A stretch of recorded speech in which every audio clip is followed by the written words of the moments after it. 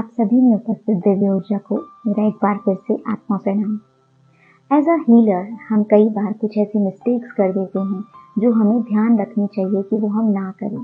When we are new in this healing system, we are so overwhelmed with the changes we experience.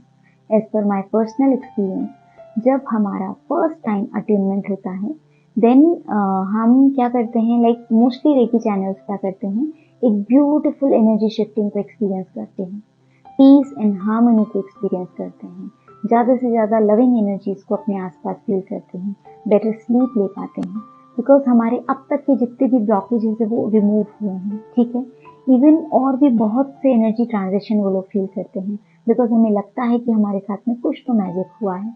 उस time हमारे thinking के pattern में भी एक बहुत पॉजिटिव बदलाव आता है।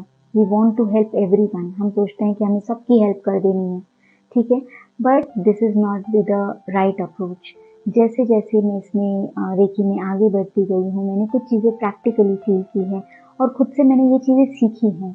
तो मैं आपको इस वीडियो में उन्हीं मिस्टेक्स के बारे में बताना चाहती हूँ जो हम एज अ बिगनर करते हैं जनरली। फर्स्ट होता है daily practice. It's actually very common among many practitioners to stop practicing after 21 days और आफ्टर फ्यू वीक्स।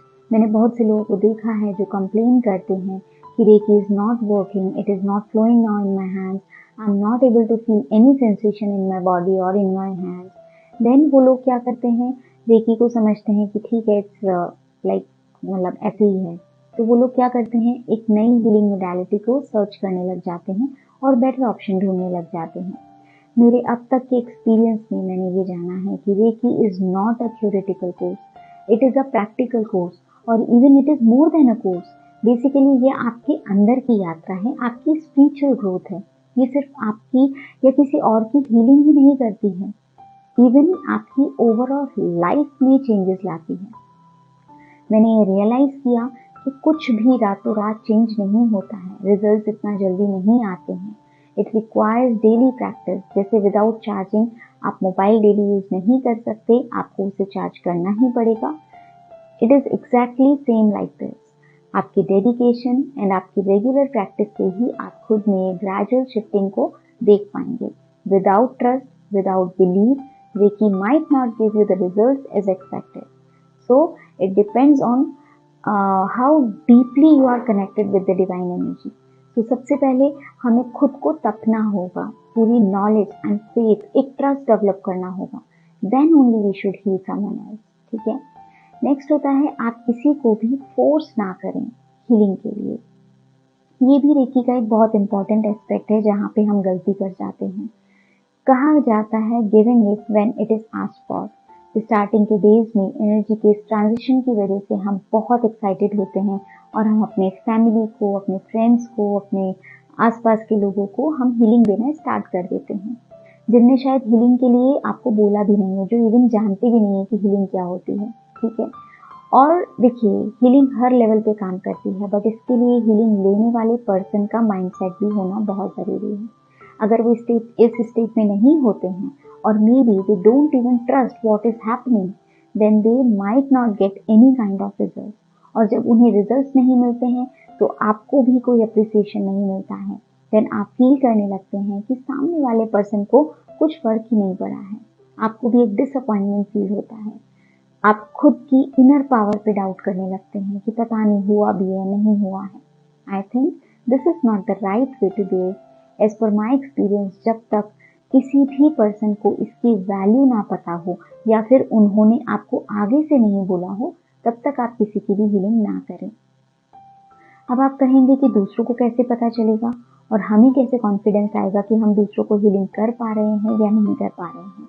तो देखिए, उसके लिए सबसे पहले आप खुद पूरी तरह से रेकी ऊर्जा को समर्पित होइए। आप खुद ये ट्रस्ट रखें कि हाँ, रेकी काम करती है, रेकी ऊर्जा काम करती है। और जब आप में चेंजेस दिखने लगेंगे, देन आप में सामने वाले का ट्रस्ट अपने आप डेवलप होगा। ये दोनों बहुत इंपॉर्टेंट है। जब तक सामने वाले पर्सन को रिजल्ट नहीं मिलेगा, तब तक आपका खुद पे कॉन्फिडेंस नहीं डेवलप होगा। तो जब तक कोई आपसे ना बोले, तब तक किसी की भी हीलिंग आप ना करें। नेक्स्ट होता है एनर्जी रिसीवर से कम्युनिकेट करना। देखिए, रेकी सेंड करने से पहले it is always better to have a healthy and clear communication with the person to whom you are sending healing. उनको रेकी के बारे में पता होना चाहिए कि रेकी क्या होती है और कैसे काम करती है, बिकॉज सब रेकी के कॉन्सेप्ट को नहीं जानते हैं कि वो कैसे काम करती है। उनका भी रेकी प्रोसेस पे फेथ होना जरूरी है। आप उन्हें होमवर्क दें, कोई भी मेडिटेशन दें या ओम चैंटिंग दें, एक पर्टिकुलर टाइम पे उनको करने के लिए बोलें, ठीक है, और उसी टाइम पे आप भी उनको हील करें। अगर वो रिसीविंग स्टेट में नहीं होंगे तो उन्हें एनर्जी ना तो फील होगी और ना ही हीलिंग प्रोसेस उनका अच्छा रहेगा।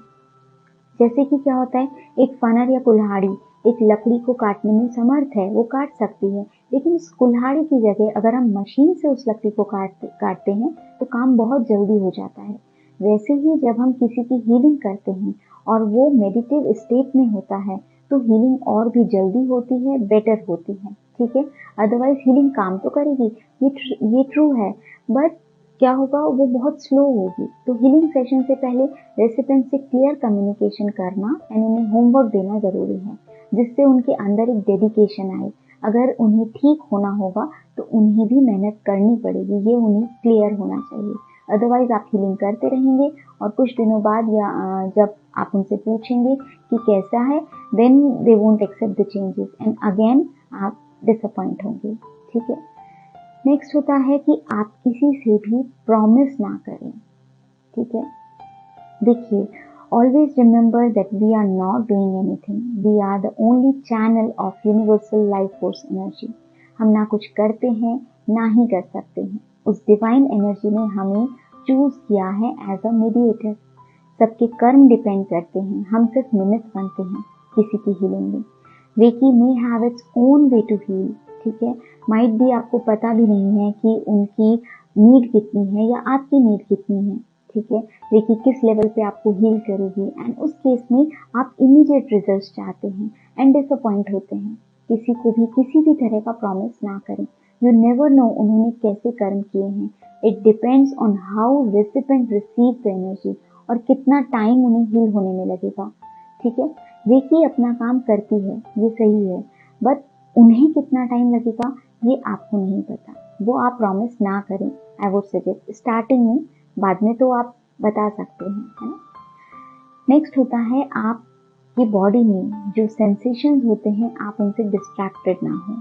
When we do self healing or others healing, we might get sensations like heat, tingling, और we can see colors during session।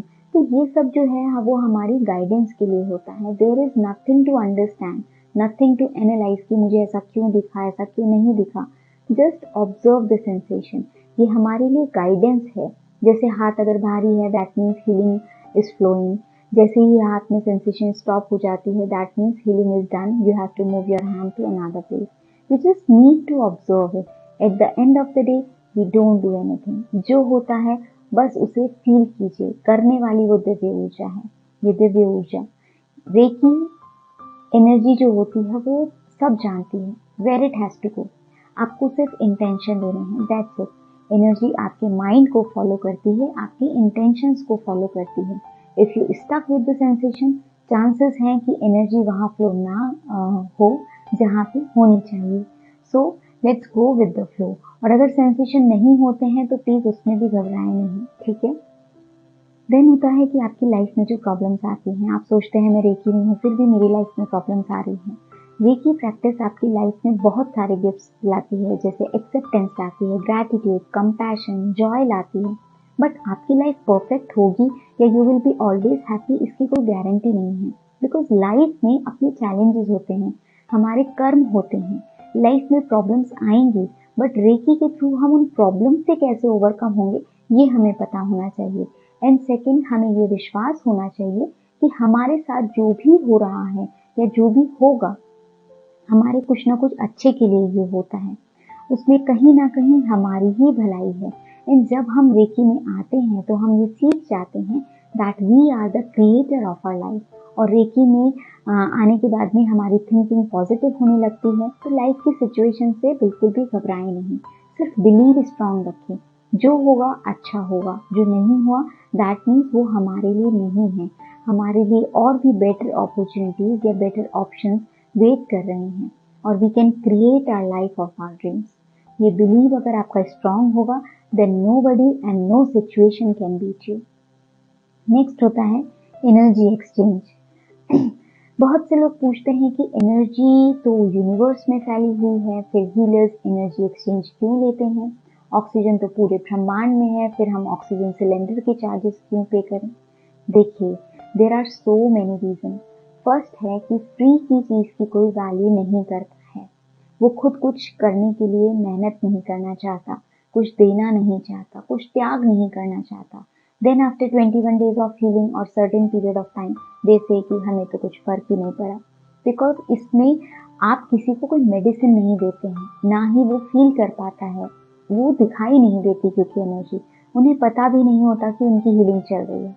तो जब वो किसी चीज का त्याग करते हैं या फिर होमवर्क करते हैं, तो जो मैं आपको अभी मैंने जो होमवर्क आपको इसी वीडियो में बताया है, देन ओनली दे फील कि कुछ तो हो रहा है, बिकॉज हीलिंग कोई जादू नहीं है। ये हीलिंग के साथ साथ में आपके सबकॉन्शियस माइंड की प्रोग्रामिंग भी है।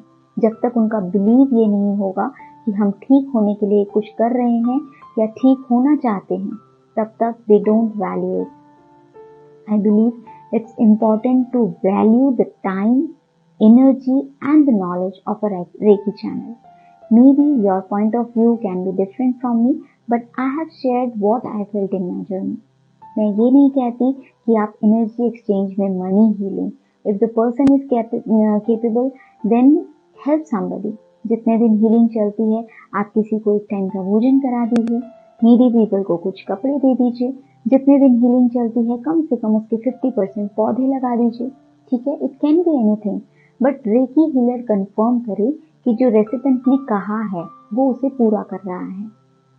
ये एनर्जी नेचर से हम ले रहे हैं तो हमें नेचर को देनी भी चाहिए। I think Reiki is one of the most powerful healing modalities that I have come across in my life. It gives you the answers you need. It guides you the right way. You need to ask yourself how dedicated you are. आप अपनी regular practice में कितना dedicated हैं। Reiki is not a one-day medicine. It is a continuous journey. So keep learning every day. The more you learn, the more you realize how much there is yet to explore. I hope I have shared what I have experienced. This definitely helped you somewhere. This is all for today. See you in my next video. Till then, stay happy and positive. Thank you so much.